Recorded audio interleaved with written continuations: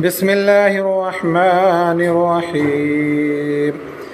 يسبح لله ما في السماوات وما في الأرض الملك القدوس العزيز الحكيم هو الذي بعث في الأميين رسولا منهم يتلو عليهم آياته ويزكيهم ويعلمهم الكتاب والحكمة وإن كانوا من قبل لفي ضلال مبين وآخرين منهم لما يلحقوا بهم وهو العزيز الحكيم ذلك فضل الله يؤتيه من يشاء والله ذو الفضل العظيم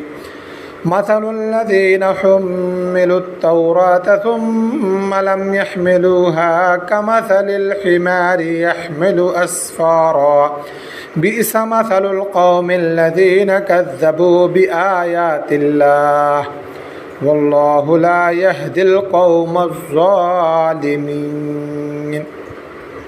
قل يا أيها الذين هادوا إن زعمتم أنكم أولياء لله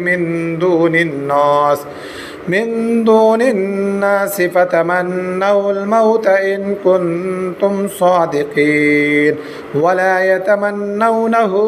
أبدا بما قدمت أيديهم والله عليم بالظالمين قل إن الموت الذي تفرون منه فإنه ملاقيكم ثم تردون إلى عالم الغيب والشهادة فينبئكم بما كنتم تعملون يا أيها الذين آمنوا إذا نودي للصلاة من يوم الجمعة فاسعوا إلى ذكر الله وذروا البيع ذلكم خير لكم إن كنتم تعلمون